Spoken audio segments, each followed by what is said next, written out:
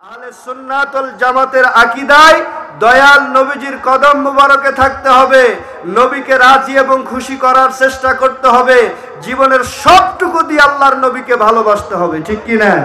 আল্লাহ আমাদের সকলকে কবুল করুন, সকলে বলেন আমিন। দেখি বলেন, নবীর চরণেতে সারা জীবন আমি থাকবো, ভালোবেসে নূর নবীকে, ভালোবেসে নূর নবীকে হৃদয় মাঝে ভরে রাখবো, নবীর চরণেতে সারা জীবন আমি থাকবো। আল্লাহুম্মা সাল্লি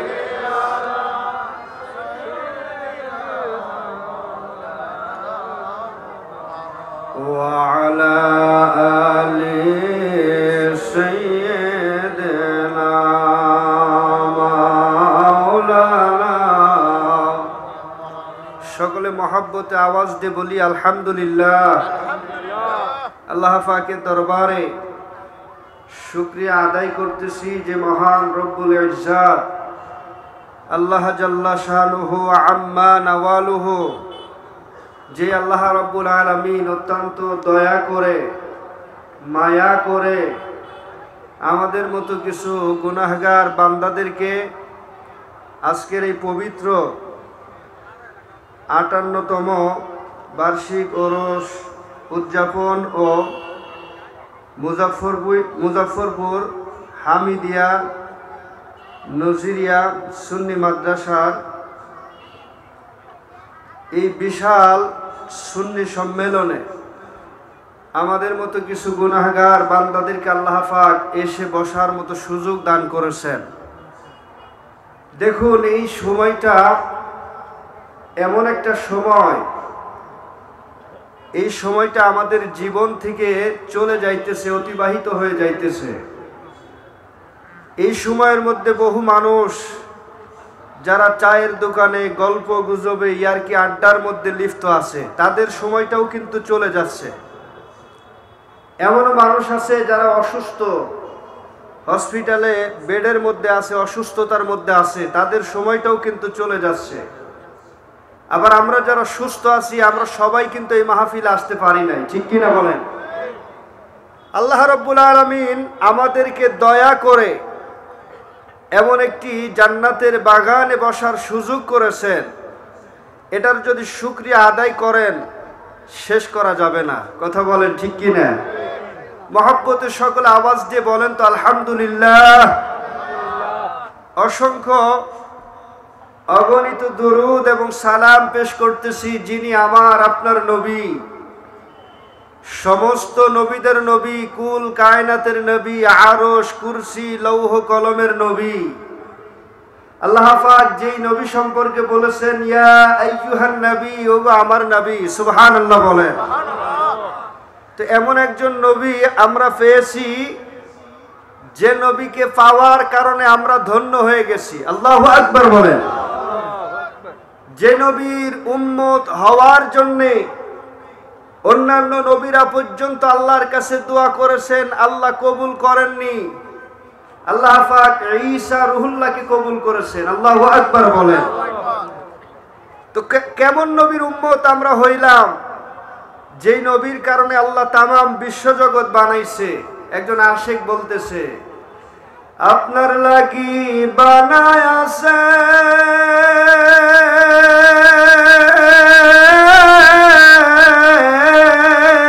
আমার আল্লাহ, এই সারাটা দুনিয়া গো নবী, নবী তুমি নবিউল আম্বিয়া। আশিক বলতেছে আমার নবীর কারণে আল্লাহ পাক তামাম বিশ্ব জগৎ বানিয়েছে। একটু জবানটা ছেড়ে দিয়ে বলেন আল্লাহু আকবার। অথচ আমাদের সমাজের মধ্যে কিছু মানুষ দেখা যায় মাথায় পাগড়ি, গায়ে বিশাল জুব্বা লাগিয়ে সাধারণ মানুষদেরকে বোঝানোর চেষ্টা করে যে নবী মুহাম্মদুর রাসূলুল্লাহ সাল্লাল্লাহু আলাইহি ওয়াসাল্লামের কারণে তামাম বিশ্বজগৎ আল্লাহ বানিয়েছেন। এই কথাটা নাকি ভুল, এই কথাটা তারা বিশ্বাস করতে চায় না। আমি সময় বেশি পাবো না, সংক্ষিপ্ত সময়ের মধ্যে দুটি কথা বলার আশা রাখছি। প্রিয় ভাইরা আমার নবীর কারণে আল্লাহ পাক তামাম বিশ্বজগৎ সৃষ্টি করেছেন।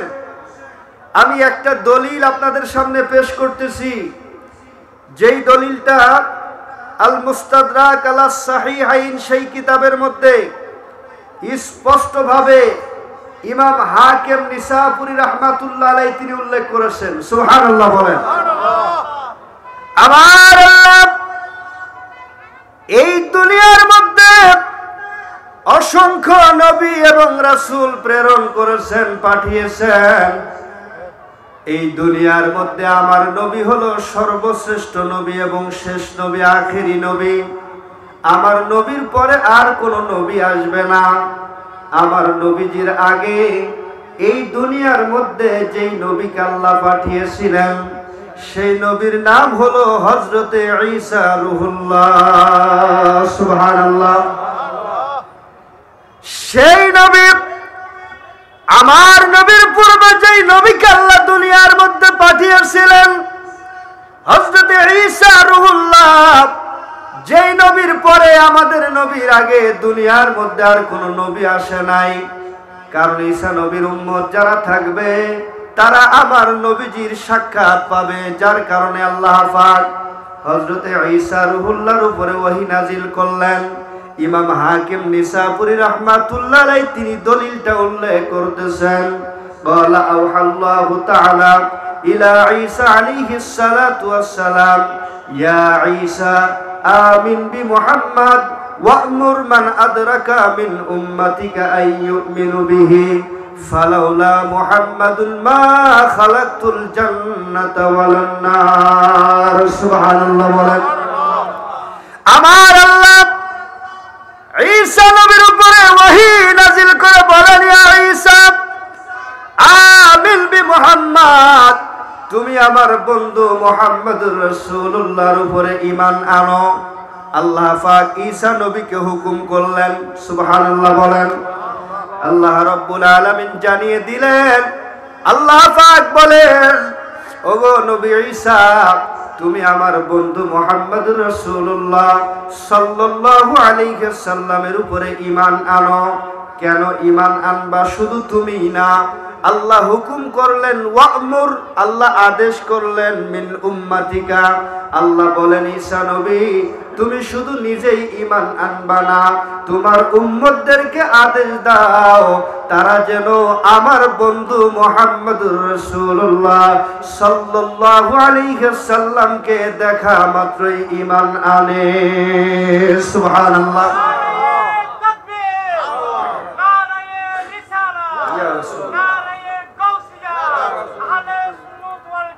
জিন্দাবাদ।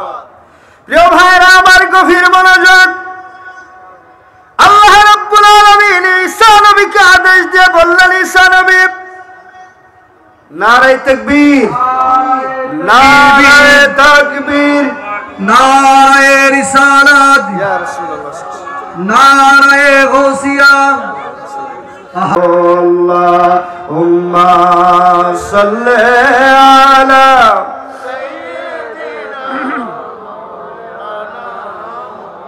وعلى آل سيدنا আমার প্রাণের ভাইরা, আল্লাহ রাব্বুল আলামিন ঈসা নবীর উপর ওহী নাজিল করে জানিয়ে দিলেন। আল্লাহ পাক বলেন, ওগো ঈসা, তুমি আমার বন্ধু মুহাম্মদুর রাসূলুল্লাহ সাল্লাল্লাহু আলাইহি ওয়াসাল্লামের উপরে ঈমান আনো। শুধু তুমি নিজেই ঈমান আনবা না, তোমার উম্মত যারা আছে তাদেরকে হুকুম করো, আদেশ দাও, তারাও যেন আমার বন্ধু দেখা মাত্র ঈমান আনে। সুবহানাল্লাহ। কেন ঈমান আনবে? আল্লাহ পাক বলেন ফালাউলা মুহাম্মাদুল মা খালাকতু আদম। আল্লাহ পাক বলেন ঈসা নবী গো শোনো, আমি যদি আমার বন্ধুকে না বানাইতাম, আমি আদম নবীকেও দুনিয়ার মধ্যে বানাইতাম না। একটু জবানটা ছেড়ে দিয়ে বলেন আল্লাহু আকবার। আল্লাহ জানিয়ে দিলেন আমার বন্ধুকে না বানাইলে আদম নবীকেও বানাইতাম না। আমরা সকলেই জানি দুনিয়ার মধ্যে, এই পৃথিবীর মধ্যে প্রথম মানুষ হলো হযরত আদম আলাইহিস সালাম। ঠিক কিনা বলেন?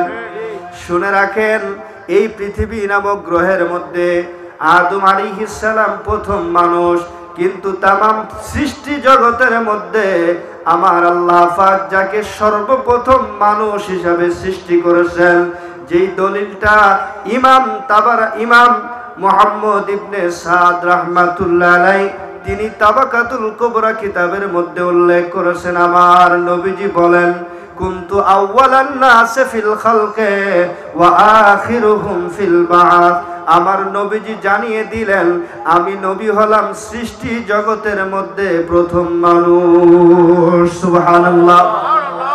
আমরা জানি আদম আলাইহিস সালাম প্রথম মানুষ, অথচ আমার নবীজি বলেন আমি সর্বপ্রথম মানুষ, আউওয়ালান নাস। দুইটা কথার সমাধান বুঝতে হবে। সৃষ্টি জগতের মধ্যে আমার নবী হলো প্রথম মানুষ, আর এই পৃথিবীর মধ্যে সর্বপ্রথম মানুষ হলো আদম আলাইহিস সালাম। আমার আল্লাহ যেই নবীকে সৃষ্টি না করলে আদম নবীকেও বানাইতো না। অন্য হাদিস শরীফের মধ্যে উল্লেখ, আজকে আমাদের দেশে বহু মানুষ আছে যারা আল্লাহর নবীজির নবুয়ত সম্পর্কে সাধারণ মানুষদেরকে ভুল বোঝানোর চেষ্টা করে। তারা এমন ভাবে বলে কয় নবীজি নাকি 40 বছরে নবুয়তি পাইছে, অথচ আমার নবীজি ঘোষণা করেন কুনতু নাবিয়্যা ওয়া আদামু বাইনার রূহি ওয়াল জাসাদ। আল্লাহর হাবিব সাল্লাল্লাহু আলাইহি সাল্লাম বলেন আদম আলাইহিস সালামের দেহ এবং রূহ যখন আলাদা ছিল, এক জায়গায় হয় নাই, আমার নবীজি বলেন তখনও আমি নবী হিসাবে ছিলাম। সুবহানাল্লাহ।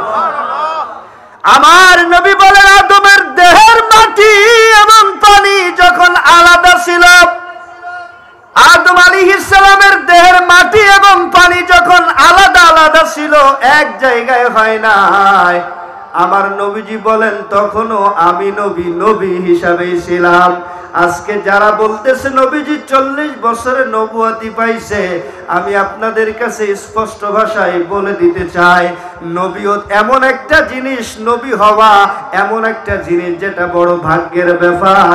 নবী যারা হবে আল্লাহ তাদেরকে আগেই সিলেক্ট করেছে। যেরকম সুবহানাল্লাহ। এই দুনিয়ার মধ্যে যদি আপনি সারাটা দিন নফল বন্দেগী করেন, আল্লাহর ইবাদত করতে করতে যদি জীবনটাকে শেষ করে দেন, নবী হওয়া সম্ভব না।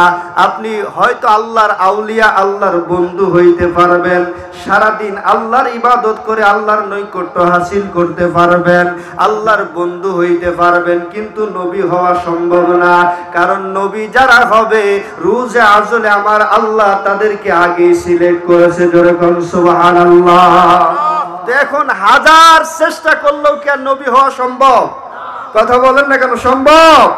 এই জন্যে 40 বছরে নবীজি নবুয়তি পায় নাই, কারণ আমার নবীকে আল্লাহ সৃষ্টি করেছেন নবী হিসাবে। সুবহানাল্লাহ বলেন। আমার নবী 40 বছরে নবুয়তি পায় নাই, নবীকে আল্লাহ সৃষ্টি করেছে। শুধু আমার নবী নয়, তামাম সৃষ্টি জগতের মধ্যে আল্লাহ পাক যত নবী এবং রাসূল পাঠিয়েছেন সবাইকে আল্লাহ পাক আগেই সিলেক্টেড করেছে। যেরকম সুবহানাল্লাহ। এজন্যে হাদিস শরীফের মধ্যে উল্লেখ, আমার নবীজি বলেন আল্লাহ পাক ঈসা নবীর উপরে ওহী নাজিল করে জানিয়ে দিলেন আদম আলাইহিস সালামকে আল্লাহ বানাইতো না যদি আমার নবীকে না বানাইতো। সুবহানাল্লাহ বলেন। ওয়ালাউলা মুহাম্মাদুন মা খালাকতুল জান্নাতা ওয়ালান নার।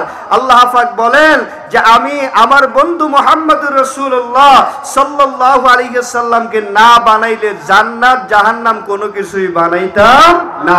তো এমন একজন নবীর উম্মত আপনি আমি হতে পেরে খুশি না বেজার? আওয়াজ দিয়ে বলেন খুশি না বেজার? জীবনের শেষটুকু সময় হলেও আল্লাহর নবীজির পক্ষে থাকতে হবে। আহলে সুন্নাত ওয়াল জামাতের আকীদায় দয়াল নবীজির কদম মুবারকে থাকতে হবে। নবীকে রাজি এবং খুশি করার চেষ্টা করতে হবে।